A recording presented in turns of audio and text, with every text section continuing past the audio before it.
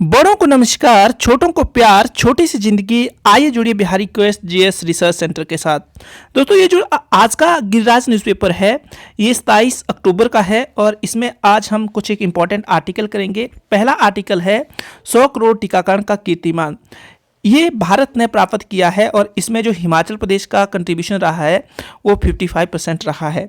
जो हमारे सीएम थे हिमाचल प्रदेश के, उन्होंने बधाई देते हुए हमारे पीएम को कहा कि ये हमारे प्रदेश के लिए भी क्या है, एक स्वर्णिम पल है।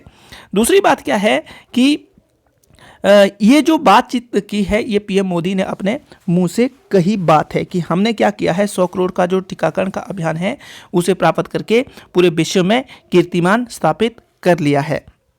आगे नेक्स्ट वन जो आपको यहाँ से इंपॉर्टेंट चीज़ें याद रखनी है, टाशीगंग सर्वाधिक ऊंचाई पर स्थित मतदान केंद्र। यहाँ से कुछ एक इम्पॉर्टेंट चीज़ें हैं। पहले तो टाशीगंग है कहाँ पर, ये लाहौल स्पीति जो डिस्ट्रिक्ट है उस डिस्ट्रिक्ट में है और ये जो है पूरे विश्व का सबसे ऊंचे स्थान पर स्थित मतदान केंद्र है। और ये बात किसने कही, ये किसके मुंह से कही गई बात है, तो हमारे जो मुख्य निर्वाचन अधिकारी है हिमाचल प्रदेश के, उनका नाम क्या है, सी पाल रासू। तो याद रखिएगा, सी जो पाल रासू है वो क्या है, हिमाचल के मुख्य निर्वाचन अधिकारी है, सी पाल रासू। तो ये हमारे लिए इम्पॉर्टेंट है। जो राज्य चुनाव आयोग होता है वो किसके चुनाव करवाता है, तो वो चुनाव जो करवाता है, आपको याद रखना है, जो हमारे देश के अंदर जो आपके चुनाव होते हैं, जैसे कि पंचायत के चुनाव होते हैं, उनको ये करवाने में हेल्प करता है। और साथ में जो ये पाल रासू ने बताया कि मंडी लोकसभा तथा फतेहपुर अर्कीवा जुब्बल कोटखाई विधानसभा क्षेत्र के उप निर्वाचन क्षेत्र जो उपचुनाव के दौरान मतदाताओं को अधिक से अधिक मतदान हेतु प्रेरित करने के लिए आवश्यक कदम उठाए जा रहे हैं। क्योंकि इसके लिए क्या किया गया है, ऊंचाई पर स्थित मतदान केंद्र जो है वहाँ पर भी ईवीएम मशीनें पहुँचाई गई है और ये विशेष प्रबंध करने का जो काम किया हुआ है हमारे जो हिमाचल प्रदेश के मुख्य निर्वाचन अधिकारी है, जिनका नाम सी पाल रासू है, उन्होंने ये बात कही है और साथ में उनके प्रबंधन के अंतर्गत ये काम किया गया। तो ये आपके लिए इम्पॉर्टेंट है। दूसरी बात यहाँ से क्या इम्पॉर्टेंट है कि उपचुनाव के बारे में मैं बता चुका हूँ और अगर अभी तक आपने वो वीडियो नहीं देखी, आप देख सकते हैं। उन्होंने बताया कि जो मंडी निर्वाचन क्षेत्र में लाहौल स्पीति जिला के टाशीगंग में, उन्होंने बताया कि मंडी संसदीय निर्वाचन क्षेत्र में लाहौल स्पीति जिले के टाशीगंग में समृद्ध, देखो ये जो मंडी संसदीय निर्वाचन क्षेत्र है लाहौल स्पीति उसके अंतर्गत आता है, ये आपको याद रखना है। समुद्र तल से सर्वाधिक ऊंचाई पर 15,256 फीट की ऊंचाई पर मतदान केंद्र बनाया गया है। तो ये ऊंचाई कितनी है, ये आपका जो सबसे ऊंचा जो निर्वाचन क्षेत्र है वो कौन सा है, ये आपको अच्छे से पता चल गया। तो ये आपको क्या करना है, अच्छे से याद रखना है और यहाँ से हमारे लिए कुछ भी इम्पोर्टेंट नहीं है। प्रदेश उच्च न्यायालय में फुल कोर्ट्स रेफरेंस का आयोजन, कुछ यहाँ से कुछ याद नहीं रखना है, पर एक चीज़ याद जरूर रखनी है कि ये जो 26 जो हमारे मुख्य न्यायाधीश बने हुए हैं वर्तमान में हिमाचल प्रदेश के, उनका नाम क्या है, उनका नाम रफ़ीक भाई है। कई बार मैं आपको बता चुका हूँ, यहाँ से ये क्वेश्चन आपके लिए इम्पॉर्टेंट है। और उसके बाद 217 आर्टिकल को याद रखना है। कौन जो मुख्य चीफ जज होते हैं, मतलब मुख्य सीजीआई होते हैं, हमारे चीफ जस्टिस होते हैं, सीजीआई नहीं बोलेंगे उनको, मुख्य जज बोलेंगे, मुख्य न्यायाधीश बोलेंगे, जो प्रदेश के होते हैं, उनकी जो अपॉइंटमेंट की जाती है राष्ट्रपति करते हैं। ये भी आपको अच्छे से याद रखना है। उनको शपथ कौन दिलवाते हैं, तो शपथ का काम राज्यपाल का होता है। आप मुझे राज्यपाल का नाम कमेंट सेक्शन में लिखकर बताइएगा, क्योंकि मैं कई बार इसके बारे में डिस्कस कर चुका हूँ।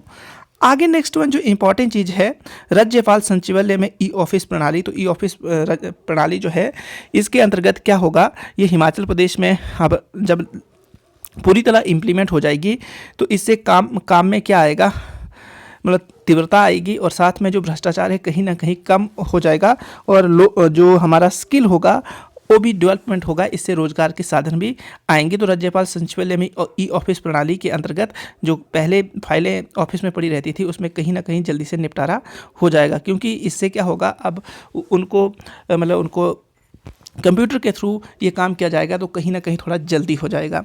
आगे नेक्स्ट वन जो है, मुर्रा भैंस प्रजनन केंद्र से होगी पशु पालकों की आर्थिकी सुदृढ़। तो आपको यहाँ से क्या याद रखना है, जो मुर्रा भैंस है वो सबसे ज़्यादा दूध देने वाली भैंस है, और उसके बाद साहीवाल गाय जो है वो सबसे ज़्यादा दूध देती है। नेक्स्ट वन जो सबसे इम्पॉर्टेंट चीज़ है, जो आपकी ये मुर्रा भैंस होती है, इस भैंस के जो दूध में फैट ज़्यादा होता है, पर रेंडियर जो होता है उसके दूध में फैट उससे भी ज़्यादा होता है। तो ये आपको यहाँ से क्या याद रखना है कि जो मुर्रा भैंस होती है वो एक प्रजाति है भैंस की, और ये सबसे ज़्यादा दूध देती है। और हिमाचल प्रदेश के पशु पालन मंत्री वीरेंद्र कंवर ने ये कहा कि जो प्रजनन फार्म में राज्य सरकार 50 रोगमुक्त भैंसों के पालन के लिए 75 लाख रुपए की लागत से जो वर्तमान में जो टेक्नोलॉजी है या जो वर्तमान में जो पॉलिसी है उसको लोगों को उसका मतलब लोगों तक क्या करेगी, आगमन करेगी, और इससे क्या होगा, ज़्यादा से ज़्यादा लोग फ़ायदा ले पाएंगे। तो यहाँ से हमें और कुछ याद नहीं रखना है, पर यहाँ एक चीज़ दी हुई है कि 1960 में मुर्रा सांडों को बुल्गारिया, ब्राज़ील, चीन तथा एशियन देशों से निर्यात किया जा रहा था, ताकि वहाँ की मूल प्रजातियों को यहाँ पर विकसित करके दूध में बढ़ोतरी की जा सके। तो बोलने का मतलब है, इससे क्या है कि इससे हमारा जो विदेशी संबंध है वो भी अच्छे होते हैं, और इससे जो विदेश में टेक्नोलॉजी यूज की जा रही है उससे उसमें भी फ़ायदा होता है। दूसरी बात, हिमाचल प्रदेश में जो ये भैंस है ये प्रतिदिन क्या करती है, कितना दूध देती है, तो यहाँ पर ये बातचीत की है 310 दिन के लैक्टेशन पीरियड में औसतन कितना दूध देती है, आप यहाँ देख सकते हैं, आपके ये सामने है। दूसरी बात क्या है कि सबसे इम्पॉर्टेंट चीज़ क्या है, ये जो फैट लिखा हुआ है इसके दूध में कितना फैट होता है 7.5, तो वैसा रिकॉर्ड किया गया है जो भैंस के दूध में होता है। किस भैंस के दूध में, जो मुर्रा भैंस की नस्ल होती है उसके दूध में ऐसा देखने को मिलता है। तो आगे नेक्स्ट वन क्या है कि इस प्रजनन फार्म के लिए जो 50 लाख रुपए की लागत से 4 खुले यार्ड शेड स्थापित किए जाएंगे, ताकि ये मतलब फैसिलिटी दे रही है जो हमारी हिमाचल गवर्नमेंट है, उससे क्या होगा कि हमारी जो आर्थिकी होगी वो स्ट्रांग हो जाएगी। बोलने का मतलब अगर कोई ऐसा करना चाहता है तो कर सकता है। आगे नेक्स्ट वन जो है, सबसे इम्पॉर्टेंट चीज़ जो है यहाँ से हमारे लिए एग्ज़ाम के लिए, बेटी है अनमोल योजना बेटियों के लिए वरदान। तो ये जो बेटी है अनमोल, ये हिमाचल प्रदेश सरकार ने चलाई हुई है, और इसमें क्या किया है, बालिकाओं को सशक्त बनाने के लिए ये योजना है, ताकि समाज में उनको सम्मान मिले, वो सुरक्षित फील करे और उनका जो सशक्तिकरण हो सके।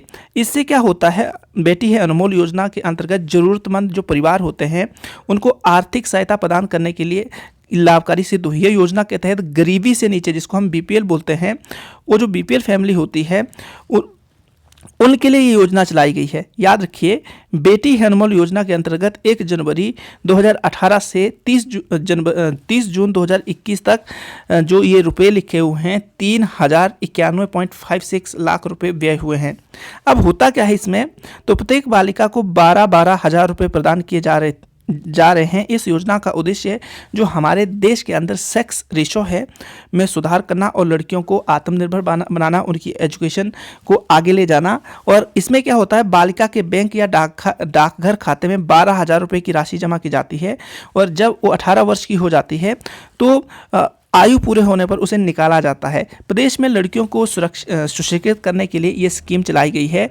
और साथ में क्या होता है कि जो स्नातक बालिकाएं हैं उनको छात्रवृत्ति भी प्रदान की जाती है। प्रदेश की जो बालिकाएं हैं वो छात्रवृत्ति प्रदान जब की जाती है तो उससे क्या होता है कि वो एजुकेशन इजीली ले पाती है। और ये प्रतिवर्ष 450 रुपये हैं चौथी कक्षा में, आगे ये 5वीं में या सबको मिला होगा, आपको पता होगा। 750 रुपये 5वीं कक्षा में, 900 रुपये, और 6ठी कक्षा में 1050 रुपये, और 8वीं कक्षा में 1200, और आगे ग्रेजुएशन में इसका जो रेशो होता है कुछ इस तरह होता है, आप यहाँ पर देख सकते हैं। तो इससे क्या होता है कि वो अच्छे से एजुकेशन ले सके। बेटी है अनमोल योजना के तहत 1 जनवरी 2018 से 30 जनवरी 2021 तक कितना रुपए खर्च किया है वो मैंने बता दिया है। और इसका उद्देश्य ही क्या है, जो हमारी लड़कियां हैं, जो मतलब बालिकाएं हैं, उनको एम्पावर करना, आत्मनिर्भर बनाना, और साथ में उनकी जो एजुकेशन है उसको विशेष नज़र में रखते हुए ये स्कीम का जो है आगमन किया गया है। ये स्कीम जो है अभी वर्तमान में हिमाचल में चल रही है। आगे नेक्स्ट वन जो इम्पॉर्टेंट चीज़ है, ये हमारे लिए कुछ मतलब यहाँ से हमने कुछ नहीं देखना है, क्योंकि ये हमारे पेपर के लिए इम्पॉर्टेंट नहीं है। प्राकृतिक खेती करने वाले किसान दूसरों के लिए प्रेरणा तो राज्यपाल का नाम याद रखना है। और जो प्राकृतिक खेती होती है क्या होती है, उसमें जो हमारी जैविक खाद होती है, केंचुआ खाद होती है, उसका यूज़ किया जाता है। और ये जो खाद होती है, इस खाद से क्या होता है कि हमारी जो भूमि होती है वो फर्टाइल बनी रहती है, और फर्टाइल बनने के साथ साथ ही प्रोडक्शन भी अच्छी होती है। जो हिमाचल प्रदेश के राज्यपाल है उन्होंने ये बातचीत की है जो किसान है, और उन्हें प्रेरित करने के लिए साथ में अगर कोई गरीब किसान है तो उसे फंड की व्यवस्था भी करने की बात की है। और ये समावेशी विकास में हेल्प करता है। समावेशी विकास का मतलब क्या होता है कि सभी को क्या करता है, ये सभी की जो मतलब इनकम को बढ़ाएगा, और जो कॉर्नर पर लोग होते हैं या जो हाशिए पर लोग होते हैं उनको भी क्या करेगा, सामान्य समाज में शामिल करेगा। यहाँ राजेंद्र विश्वनाथ अर्लेकर ने कुल्लू के आश बाल विकास केंद्र में ये जो मतलब क्या प्रोग्राम चला था एक, उसमें ये बातचीत की जो हमारी जैविक खेती है वो क्या करती है, समावेशी विकास को लाने में हेल्प करती है। जब समावेशी विकास आएगा तो इससे समानता, मानव अधिकार, शांति, सुरक्षा आदि भी क्या होगा, देश के प्रदेश के अंदर आएगा। तो ये आपको क्या करना है, अच्छे से याद रखना है। ये उन्होंने कब बात की, जो ये कुल्लू में समिट चली थी वहाँ पर। हमारे लिए यहाँ से यही इम्पॉर्टेंट है और हमें यहाँ से याद नहीं रखना है। उपचुनाव के बारे में आपको बता चुका हूँ, मैं कई बार ये मतलब टॉपिक डिस्कस कर चुका हूँ, तो यहाँ मैं आपको नहीं ये बातचीत बताऊँगा। सिरमौर में प्राकृतिक खेती से जुड़े 5,929 किसान, तो ये आपको याद रखना है। दोबारा से प्राकृतिक जो हमारी खेती बाड़ी है उससे रिलेटेड आ गया। और नेक्स्ट वन ये भी आपको बता दिया है कि मतदान केंद्रों में वेब कास्टिंग की सुरक्षा, चुनाव प्रक्रिया की निगरानी, तो इससे क्या होगा, चुनाव में और पारदर्शिता आएगी, इसका ये उद्देश्य है। यहाँ पर ई श्रम पोर्टल का मुख्य उद्देश्य असंगठित वर्ग को लाभ प्रदान करना है। तो ई श्रम यहाँ पर फिर दोबारा से डिजिटल जो प्रोग्राम है वो आ गया। इससे क्या होगा, जो पीछे मैंने आपको बताया वही आप यहाँ पर याद रखोगे।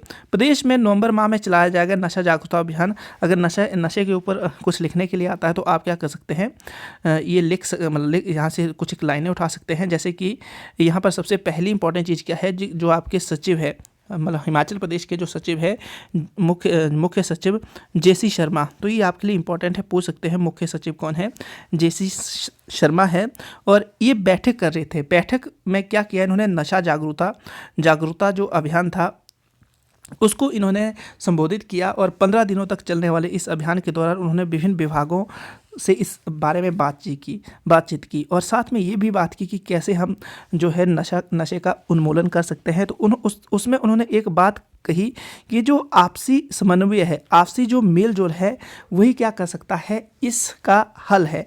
अगर ऐसा करते हैं तो हम क्या कर पाएंगे, इस अभियान को आगे ले पाएंगे। इस अभियान के दौरान वन विभाग और साथ में जितने भी मीन्स हमारे अन्य विभाग थे, उन्होंने क्या बातचीत की, जो नशीले पदार्थ होते हैं उसकी खेती को नष्ट करना, और साथ में जो हमारे कार्यशालाओं का आयोजन करना, मीन्स स्कूल के, पंचायत के माध्यम से ये जो बातचीत है लोगों तक पहुंचाई जा सकती है। और जो नशे के दुष्परिणाम है उसके बारे में जागरूक करके समाज में क्या ला सकते हैं हम, न्याय और साथ में एकता। और इससे क्या होगा कि आत्मनिर्भरता, और इसके साथ ही हम क्या कर सकते हैं, रोजगार के साधन भी जनरेट कर सकते हैं। जिससे क्या होगा कि जो लोग इंडल्ज हैं नशे में और जिनके पास काम नहीं, उनको काम मिल जाएगा, तो कहीं ना कहीं वो कम नशे में इंडल्ज होंगे और कुछ समय के बाद उनकी आदत ये छूट जाएगी।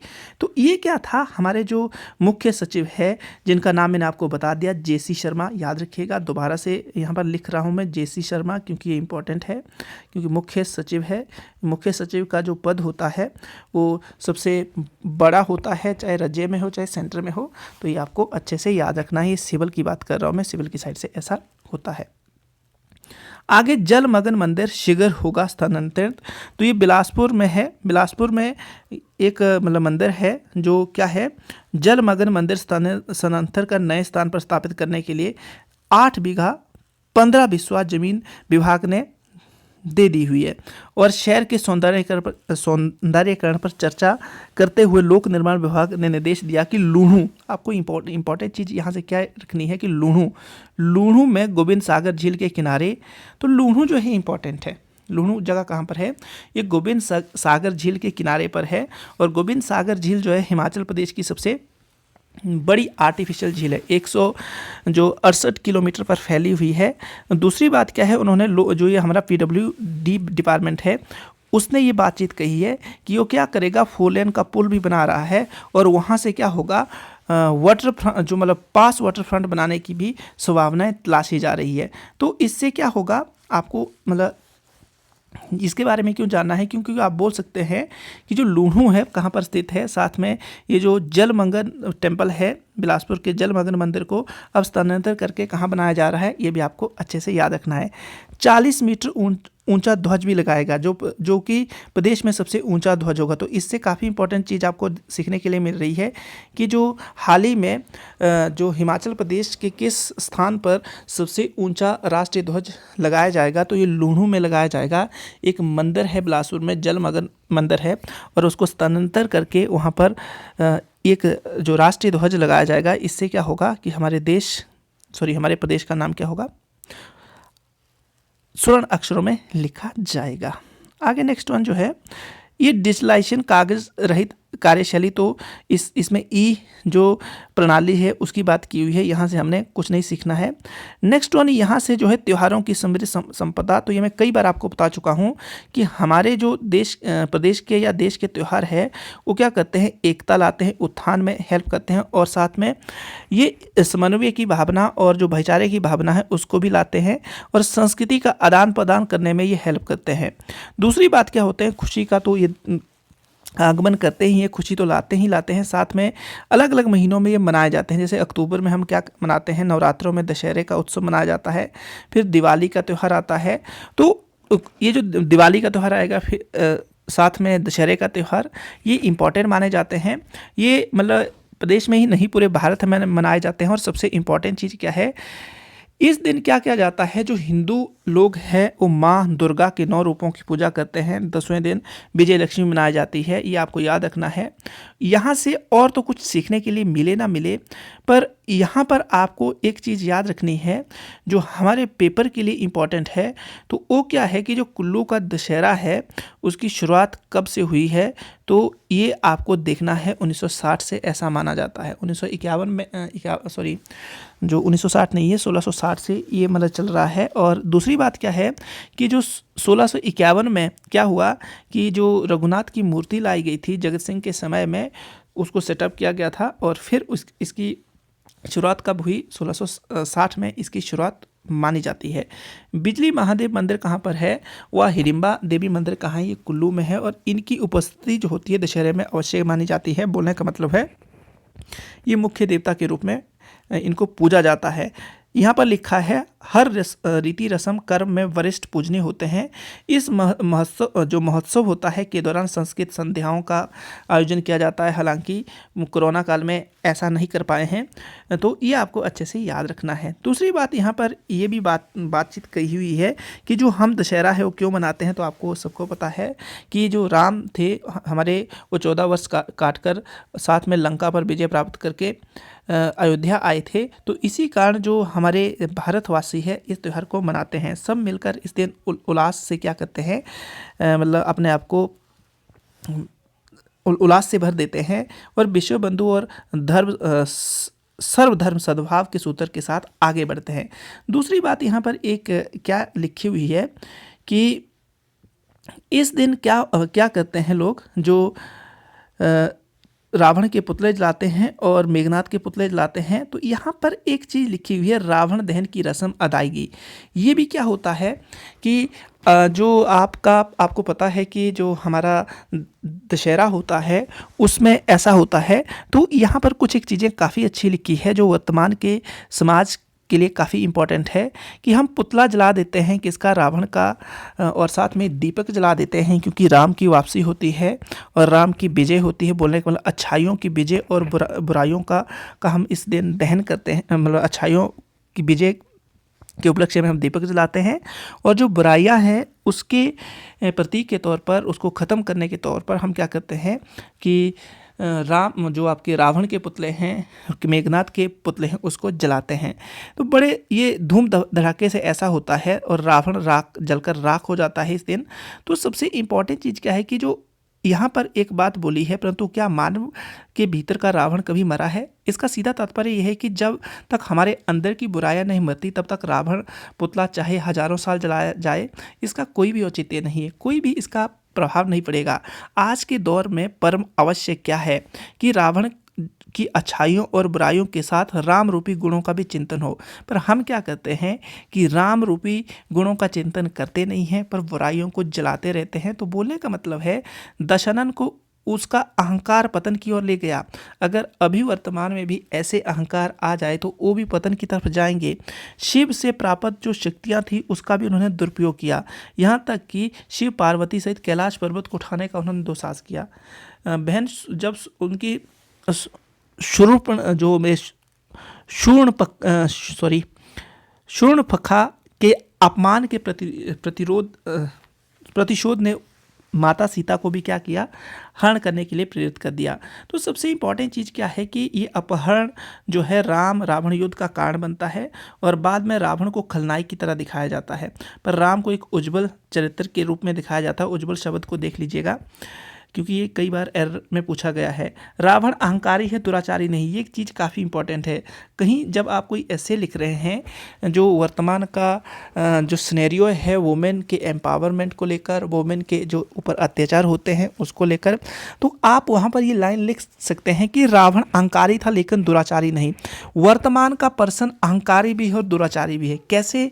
क्योंकि माता सीता को उन्होंने जब उठाकर लिया तो लंका में उन्होंने कई दिनों तक उसको अशोक वाटिका में रखा, यहाँ तक उनको छुआ तक नहीं। तो इससे हमें क्या पता चलता है कि वो अहंकारी जरूर है पर दुराचारी नहीं।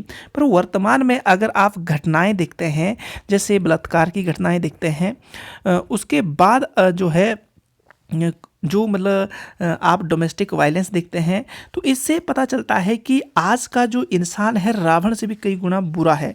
आप स्वयं इस बात के साक्षी है कि दशहरे के दिन क्या होता है, बड़े बड़े संकल्प लिए जाते हैं, बड़े बड़े पुतले जलाए जाते हैं और साथ में हम क्या करते हैं उस दिन लक्ष्मी को पूजते हैं, राम को पूजते हैं। तो ये जो घटनाएं हैं हम क्यों, मतलब ये सारी जो घटनाएं हैं हकीकत में हम क्यों करते हैं?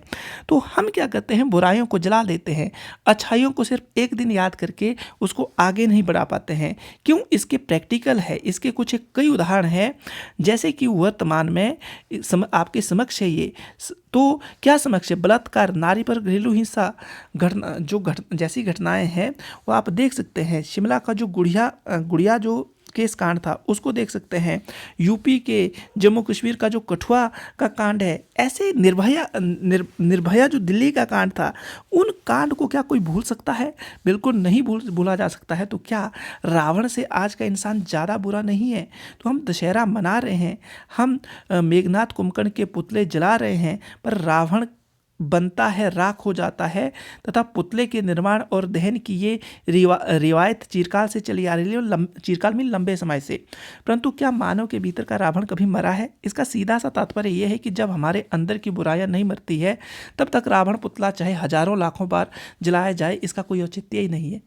तो ये आपके लिए कहाँ इंपॉर्टेंट है? ये कोई ऐसे लिख रहे हैं वहाँ पर ये लाइनें हेल्प करती है कि जो रामायण काल में अगर रावण का जो मतलब संबंध है वो अहंकार जरूर है उसमें, पर वो दुराचारी नहीं है।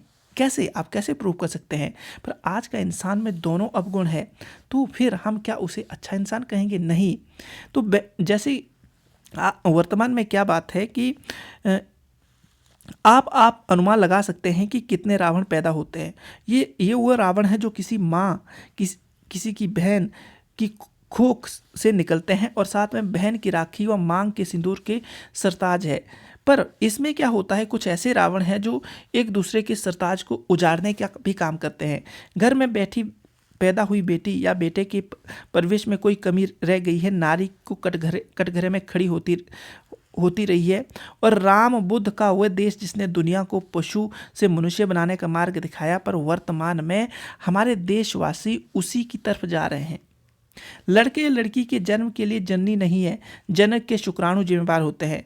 ये जो बायोलॉजिकल इफेक्ट होता है उसकी बात की है। हम सभी इस सत्य को मानते हैं, परंतु फिर भी क्या किया जाता है कि सीता के बिना राम, राधा के बिना कृष्ण, लक्ष्मी के बिना नारायण और शक्ति के बिना शिव पूर्ण नहीं है। क्योंकि नारी ही शक्ति का स्रोत है और जगत की जननी एवं हमारे अस्तित्व का आधार है।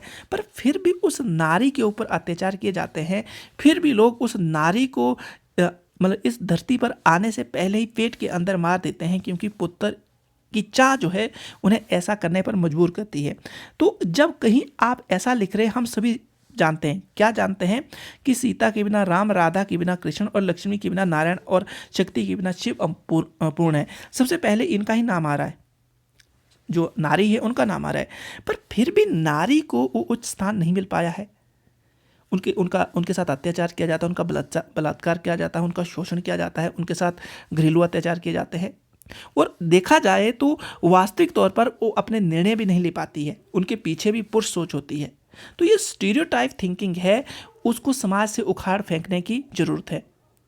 तो वर्तमान में भी क्या है, जो ये अत्याचार है ये दिन प्रतिदिन बढ़ रहे हैं। तो अगर आपको लिखने के लिए आए तो आप लिख सकते हैं कि वर्तमान में अगर हम रावण का एग्जाम्पल रखें तो रावण अहंकारी था, दुराचारी नहीं था। आज का इंसान में दोनों अवगुण है, तो रावण से भी बुरे हैं।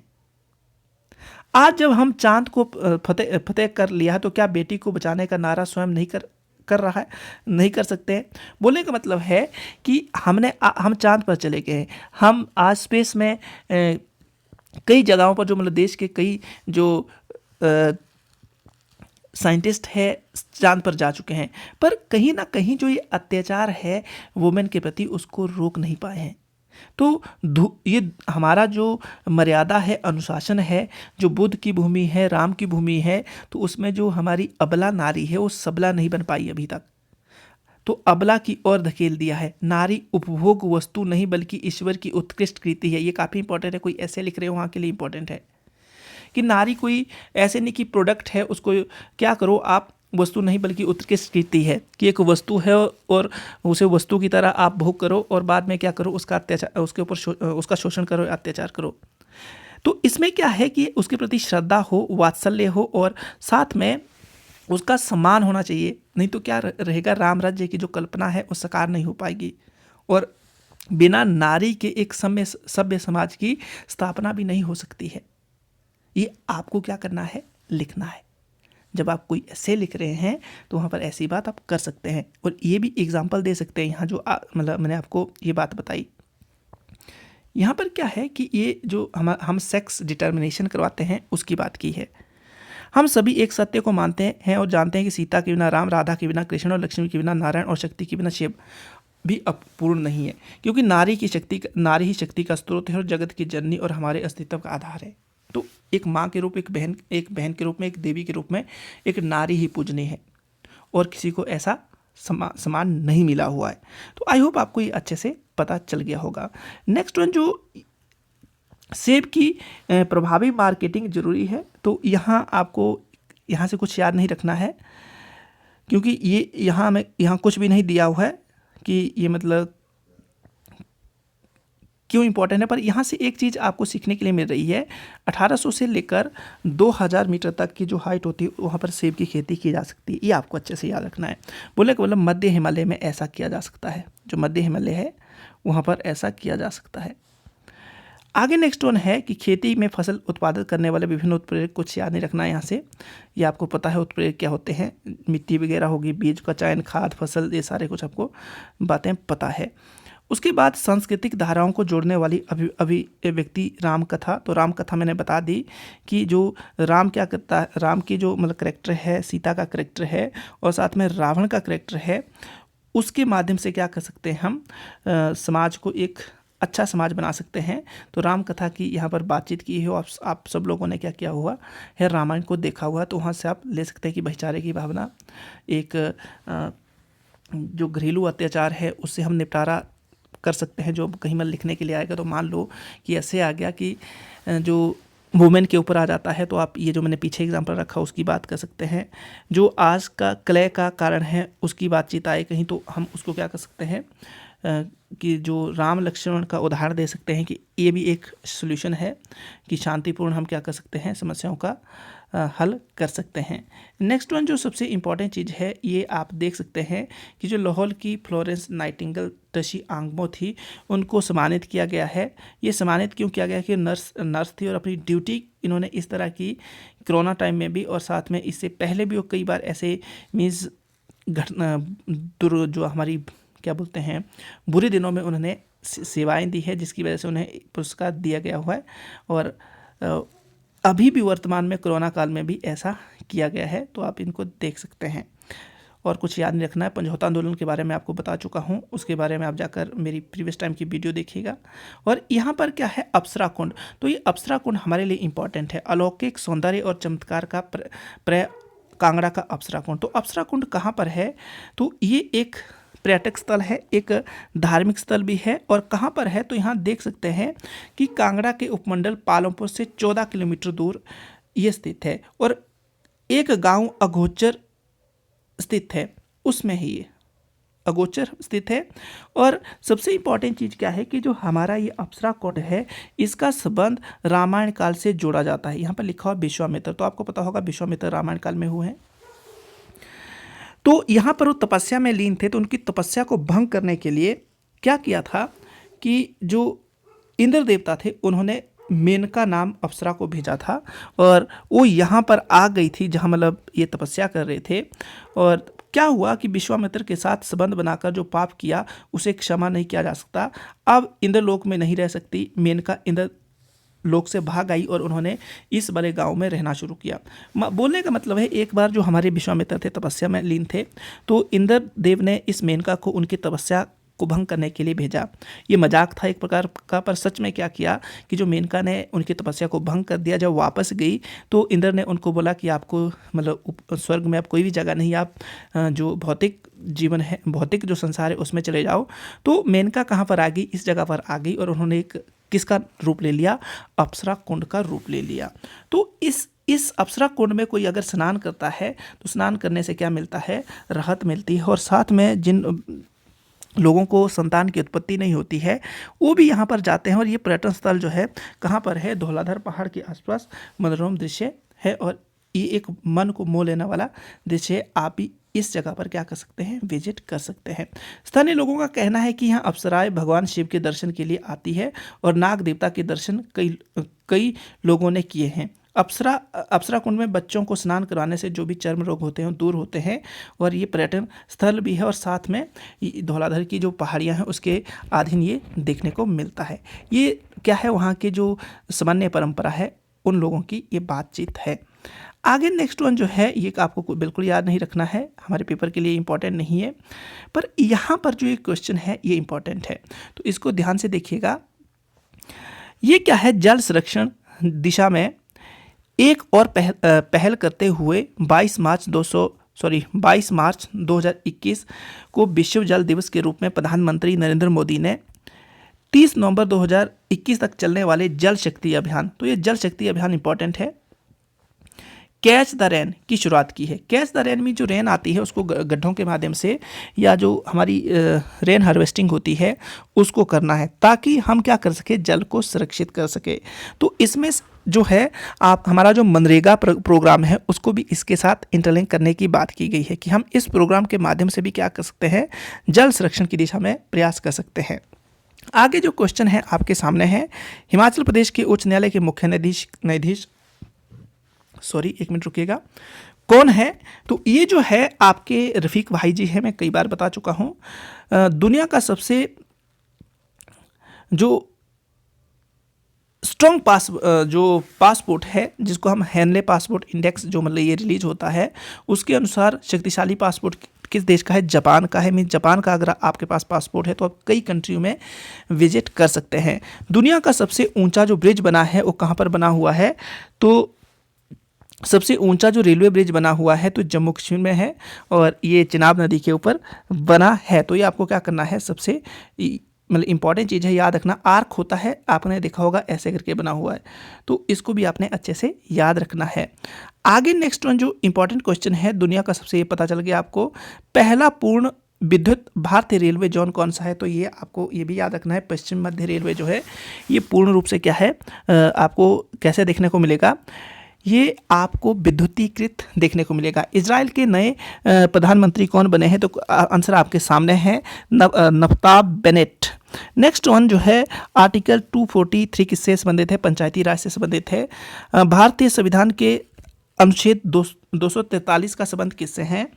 राज्यसभा में उत्तर प्रदेश की कुल कितनी सीटें हैं? तो ये जो है 31 इसकी सीटें हैं। भारत का सर्वाधिक गहराई वाला बंदरगाह, इसको गलत कीजिएगा, ये विशाखापट्टनम है, इसको लिख लीजिएगा, ये गलत लिखा हुआ यहाँ पर। विशाखापट्टनम जो आंध्र प्रदेश में है और सबसे गहरा जो क्या है हमारा बंदरगाह है। नेक्स्ट वन जो है वायु की गति किससे मापी जाती है? ये भी इंपॉर्टेंट है, एनीमोमीटर से ये मापी जाती है। किस खेल का परिसर डायमंड कहलाता है? तो ये बेसबॉल का होता है, ये भी आपको अच्छे से याद रखना है। आगे नेक्स्ट वन है बुशहर और तिब्बत के बीच सर्व शिक्षा अभियान योजना कब प्रारंभ हुई? तो ये हमारे लिए इंपॉर्टेंट है, याद रखिएगा। 2000 से लेकर 2001 के बीच ये योजना शुरू हुई थी। इसका उद्देश्य क्या था आप कमेंट सेक्शन में लिख सकते हैं। बुशहर और तिब्बत के बीच संधि कब हुई? ये जो था केहरी सिंह था और उस वक्त बुशहर का राजा और तिब्बत के राजा के बीच में ये संधि हुई थी और इसका उद्देश्य क्या था? जो व्यापारिक संबंध थे उसको बढ़ाना था और ये 1681 के आस पड़ोस में हुई। इसी वक्त लवी के मेले का जो आगमन भी हुआ था, इसकी भी शुरुआत हुई थी। आगे नेक्स्ट वन जो क्वेश्चन है, त्रिलोकीनाथ मंदिर प्रदेश के किस जिले में है? तो ये लाहौल स्पीति में है, लाहौल वाले रीजन में पड़ता है, चिनाब नदी के आस पड़ोस में है और ये शिव का मंदिर है। साथ में पूरे रात भर यहाँ क्या जलती रहती है? एक घी की जो मतलब घी का दीपक होता है वो पूरे रात भर जलता रहता है। आगे नेक्स्ट वन जो है क्यादादून घाटी प्रदेश के किस जिले में पड़ती है? सिरमौर में पड़ती है, इसको याद रखिएगा, ये आपको याद रखनी है। क्यादादून घाटी जो है सिरमौर में है।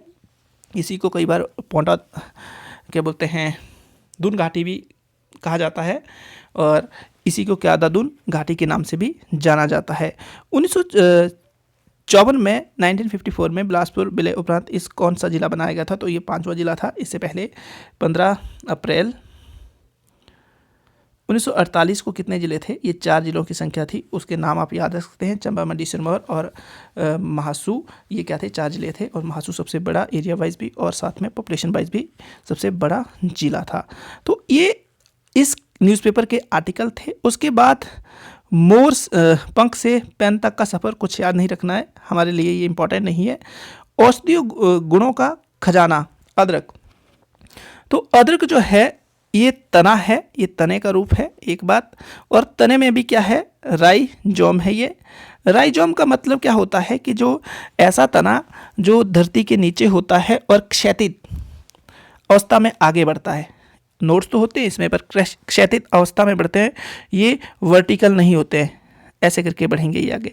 तो इसको क्या बोलते हैं? तना बोलते हैं। अदरक का यूज़ औषधि में होता है, आपको पता है, और साथ में हम इसका यूज़ क्या करते हैं कि सब्जी बनाने में भी यूज़ करते हैं। भारत में अदरक को एक मसाले और औषधि के रूप में इस्तेमाल किया जाता है और 4वीं शताब्दी में, बोलने का मतलब है गुप्त काल की बात की गई है।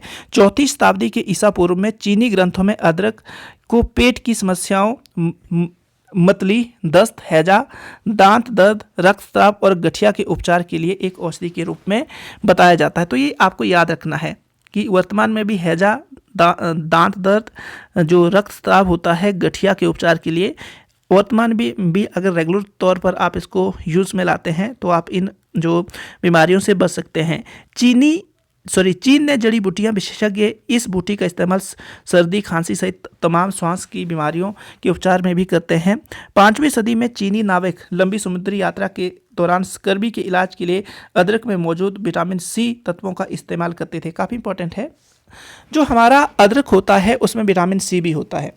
तो बोलने का मतलब है स्कर्वी जो रोग होता है उसको भी इस विटामिन मतलब इस जो तना है इससे दूर किया जाता है। ये हमारे लिए इम्पॉर्टेंट है। दूसरी बात क्या है कि आयुर्वेदा में इसका यूज़ होता है, जो पाचन में ये हेल्प करता है, पाचक अग्नि को भड़काता है और भूख बढ़ती है। तो ये आपको पता है कि पाचन में ये हेल्प करता है। शरीर के सभी हिस्सों तक आसानी से पहुंच पाते हैं। आयुर्वेद में अदरक को जोड़ों के दर्द, अगर जोड़ों में दर्द है तो आप अदरक का यूज़ कर सकते हैं।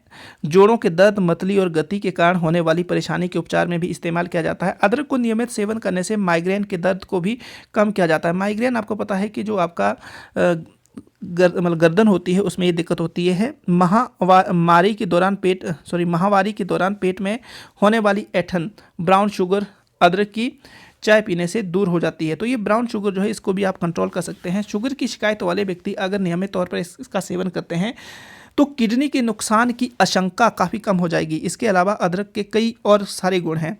देखो कितना हेल्प करता है ये।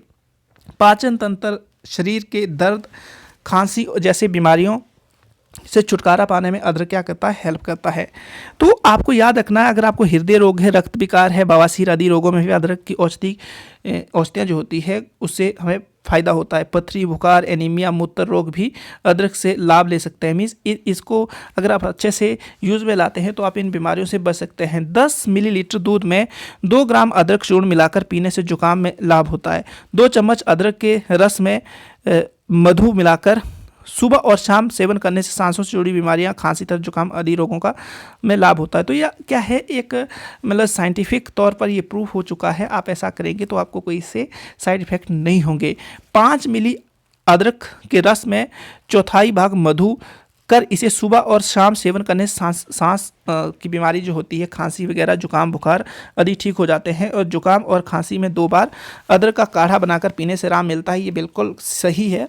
और यहाँ पर लिखा हुआ है कि भूल सुधार के लिए आप क्या कर सकते हैं, ये मतलब जो भी है इसके बारे में और पढ़ सकते हैं या आप बता भी सकते हैं। मतलब कुछ अगर आपको ज़्यादा पता है, कोई मतलब स्पेशलिस्ट है तो लिख सकते हैं इनको, जो इनका पता दिया हुआ है।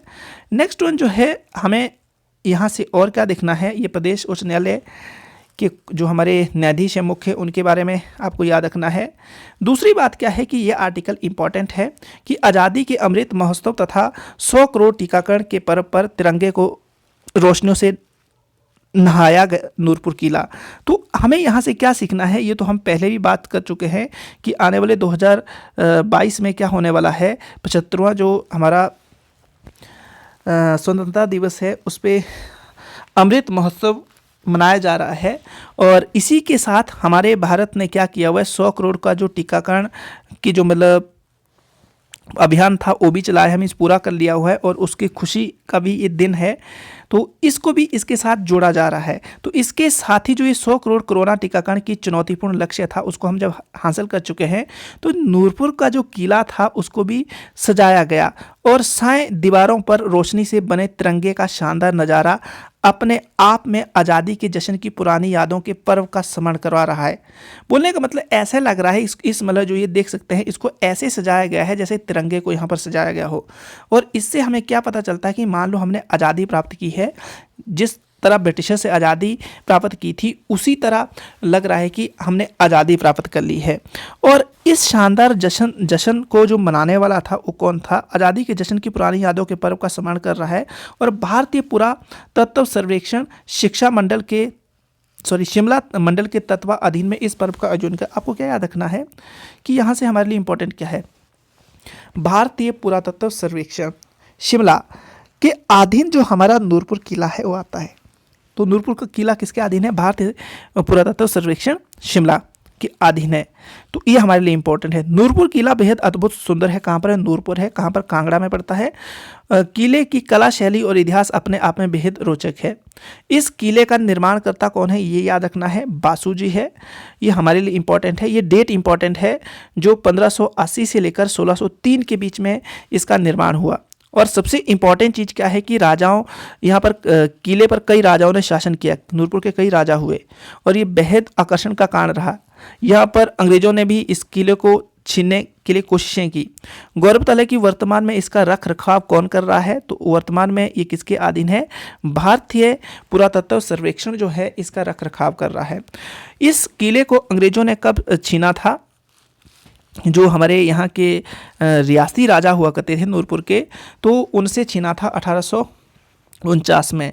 और क्या हुआ, उन्होंने किले के ज़्यादातर हिस्से को तहस नहस कर दिया था, बाकी हिस्सा 1905 के भूकंप ने तहस नहस कर दिया और ये क्या था, बर्बाद हो गया था। पर बाद में जो हमारा ये भारतीय पुरातत्व सर्वेक्षण है उन्होंने इसकी रिनोवेशन करके इसको दोबारा से थोड़ा बहुत उसी फॉर्म में ला दिया है। लेकिन इस किले के खंडर को अभी भी क्या है, इसकी खूबसूरती बयां करती है और साथ में इसकी रेनोवेशन भी की, इसको सजाया गया है। नूरपुर के इस किले में जहांगीर ने कुछ समय राज किया। तो याद रखिएगा जहांगीर को ने भी क्या किया था, इसके ऊपर कुछ समय तक कब्जा किया, क्योंकि उन्होंने कांगड़ा किले को भी जीता था। उस समय जहांगीर की पत्नी नूरजहां यहाँ आई थी। तो नूरजहां के नाम पर ही जो नूरपुर का नाम है, नूरपुर का जो नाम है वो नूरपुर पड़ा है।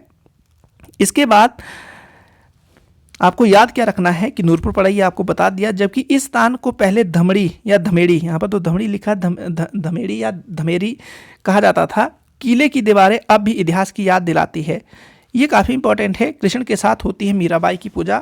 तो भारत में भगवान श्री कृष्ण के साथ हमेशा देवी राधा की पूजा होती है। ये जितने भी मंदिर है श्री कृष्ण के, वहाँ पर राधा की जो मूर्ति है और साथ में कृष्ण की मूर्ति देखने को मिलती है। पर ये एकमात्र ऐसा मंदिर है जो नूरपुर फोर्ट है उसके अंदर, जहाँ पर हमें मीराबाई की जो मूर्ति है वो श्री कृष्ण के साथ देखने को मिलती है। अधिकतर मंदिरों में क्या देखने को मिलता है कि आपको बता दिया मैंने ये, लेकिन इस किले में एक प्राचीन मंदिर में भगवान श्री कृष्ण और मीराबाई की मूर्तियां एक साथ मौजूद है।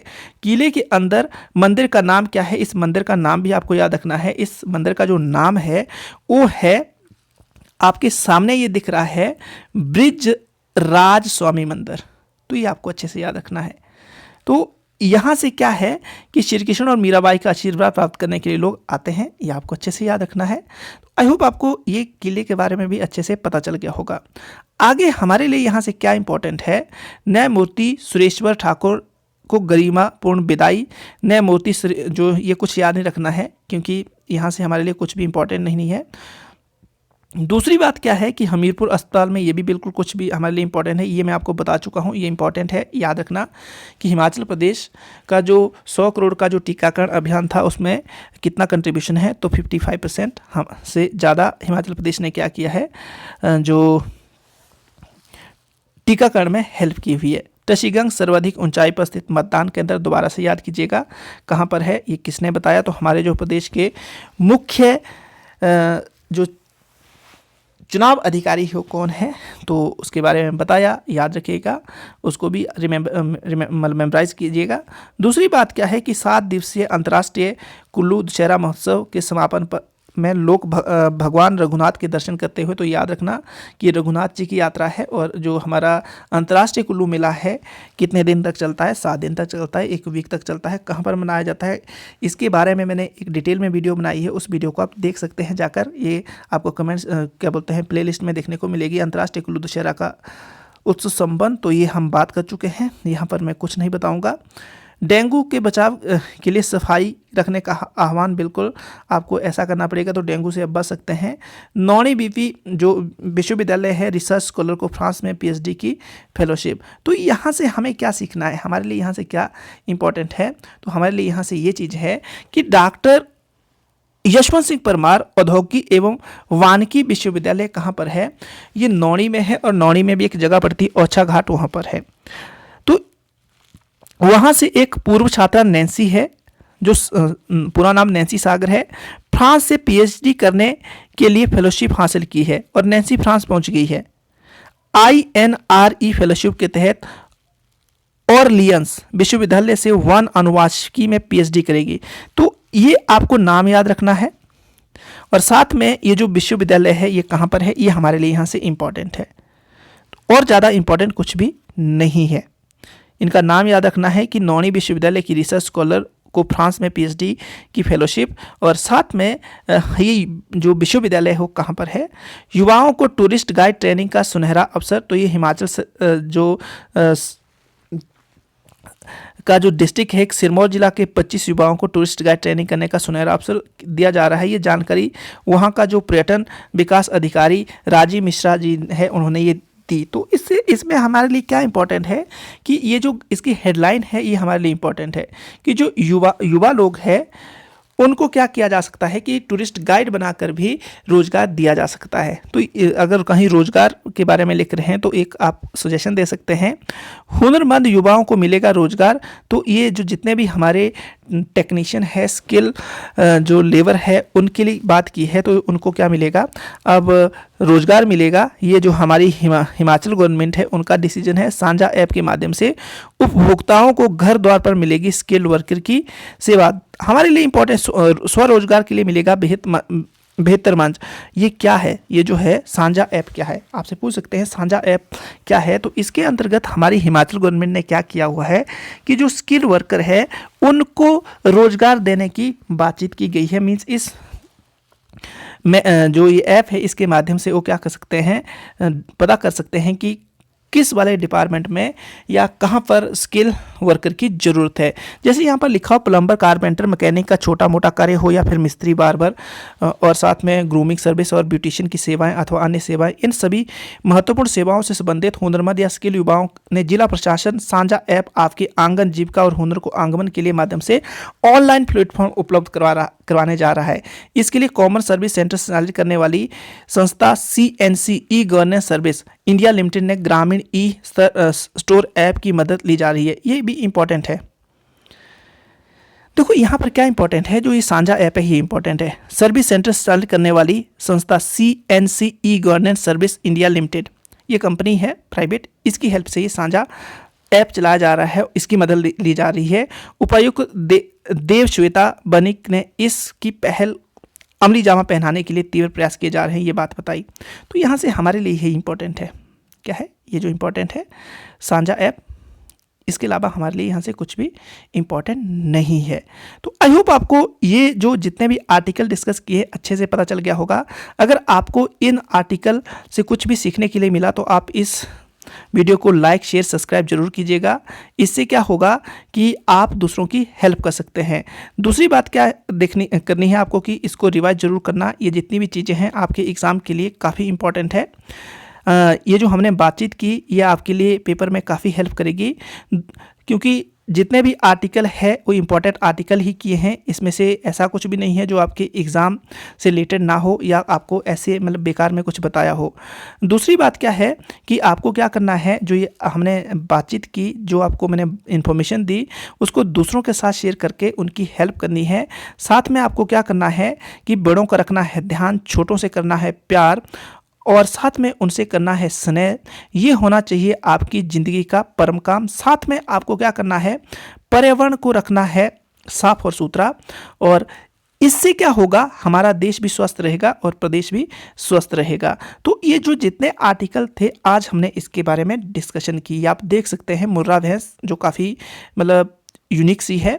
तो धन्यवाद, जय हिंद।